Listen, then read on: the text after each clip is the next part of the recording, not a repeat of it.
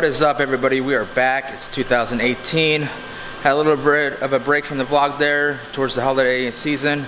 Just got really busy in the shop. Had to make sure everybody got their holiday orders in time. But like I said, we're back. Let's just jump into the vlog and see what's going on.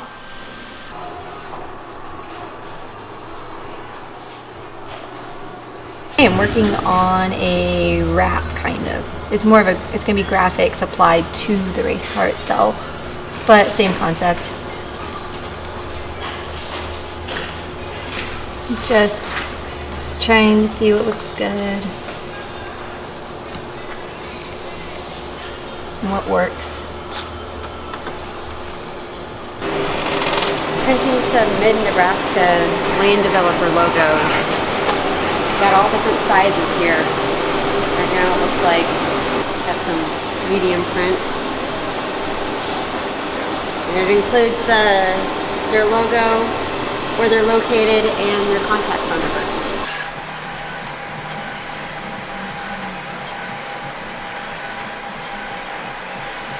Why are you not talking?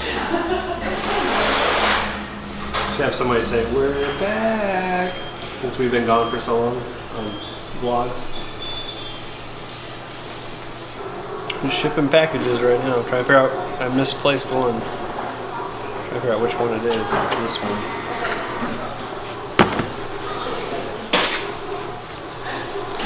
Lots of fun.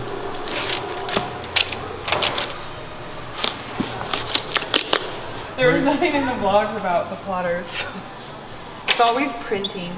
It's never plotting. Old school plot. Get like a really good close up of it. It should be good, this one.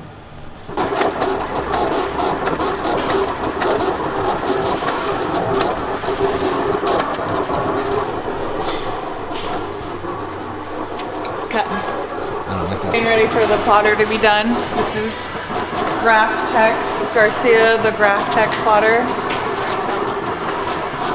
Garcella? What did I say? Garcia? Retake. I named it too. Waiting for it to done cutting, and then I will cut it off so I can start the next color. What you doing, Josh? I'm opening up the race ramps. What these are used for is we're going to try doing more wraps this year, especially when you're doing vehicles that you got to do stuff low, like a lot of the trucks like to do like a rock guard.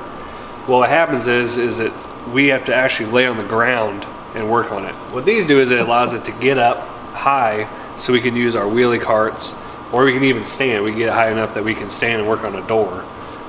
Just makes it easy. You don't throw your back out and stuff. But otherwise, it's just, they're super lightweight. They're magnetized. We can actually put a shelf on here, put all our tools when we're working. Just makes it more time efficient, get your stuff done a lot faster. You know, it's like Tana's working on some sort of race car. Yeah, some sort.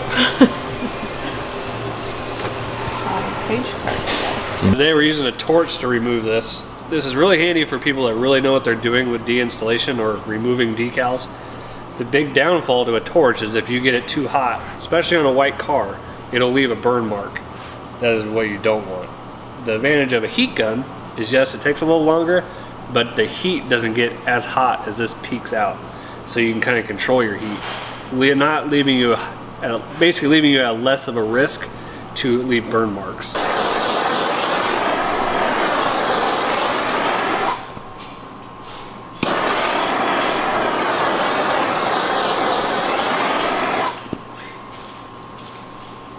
That everything? No, it's not the sides. I just did.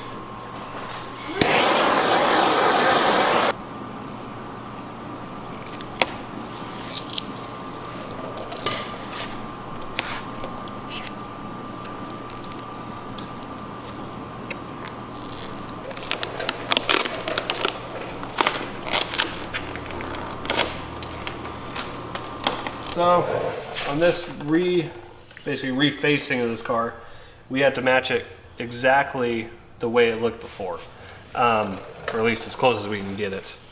What happens is over time is vinyl does shrink. This car had graphics on for about 3 years, so we are noticing some spots that have shrunk a little bit. What I'm doing now is I got my graphic exactly how I want it to go. I put the tape down kind of to lock it in. What I'm going to do is I'm going to take a pencil. Basically, it'll mark on it. We can erase it. What I'm going to do now is I'm going to make a couple of marks. I kind of do it half on the tape, half on the car. Same thing down here. What that's doing is it allows me to, I can go back to here, you know, back to where I need to go, bring it over, and I just line my marks up and I'm good to go. Over here, by this locking it in, it's keeping my straight where I need it to be. So then all I got to do now is I just have to line up these marks. And this works on anything. What I use these marks for a lot of the times is just simple installs. If you want to speed the process up, it just makes it easy. You know you're going to hit your mark exactly where you wanted it before, and it'll stay. So now what I'm going to do is you always want to work your air out. So what I'm going to do is I'm going to start where I have my hinge, squeegeeing it down, just kind of up and down. When you're doing little ones like this, really take your time, because what happens is you want to go real fast, go like that, you're going to get a wrinkle. You're going to go too fast going up and down, what will happen is you'll run into this tape. What will happen then is then it pops up and you can get a wrinkle that way.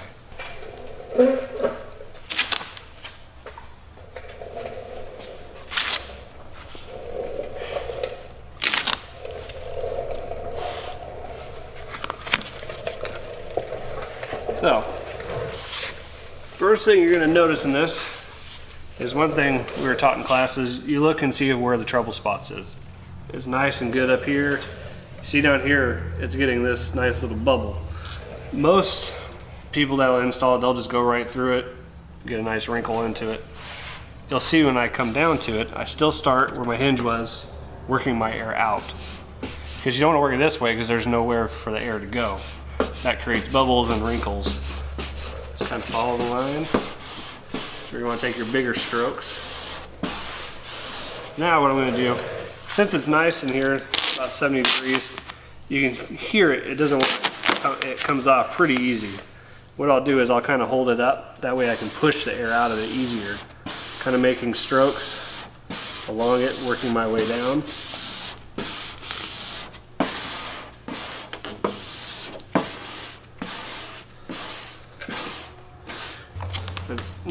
Don't pull it off super fast, because what will happen is it's just not adhered good enough yet.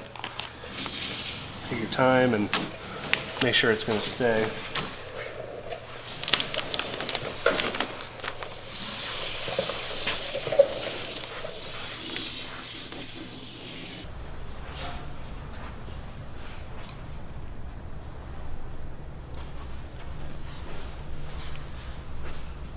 Take it easy with the hinge, and never want to yank. You could rip your tape when you're starting over.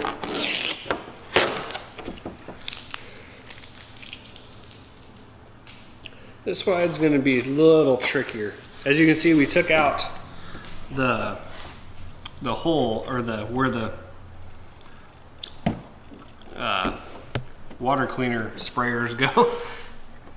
Great words for it. But what this does is it creates a nice flat surface. When you have those in, you're dealing with something that's going to push your vinyl up, and it's going to make it real difficult to work with. Also in this, we have a curve that goes up and then flattens. The customer on this one asked to have it rolled, so we're going to roll the back end, kind of secure it a little better. Over time, if you cut it flush, it will come in, you know, maybe a 1/4 of an inch, because vinyl shrinks. Same thing we were saying on the side of this thing. The same method. Pull off this. Now this, you can have 2 people or 1 person. I'm just doing it myself. Same thing, start where my hinge is. Sometimes I'll start inside my hinge. So I'll start on the other side, even though I know I've already squeezed it over here, just so I know I got that area. Same pressure you want to put on, always side to side. Now I'm coming to the curve, so you can see I'm not truly going side to side. I gotta come up this curve. You always want to work it up. You never want to just go right to the edge and think it's, you know, perfect. You can hear a little cracking. That means something's not quite going where it's supposed to. And Jessica's back at this one again. Yep, waiting for it to copy over. I got 2 different ones now. They're a little bit simpler designs. So that's a little simpler. And then this one's, once it copies over. Oh, maybe I can copy it in here quick. That one's a little simpler. So, simpler designs.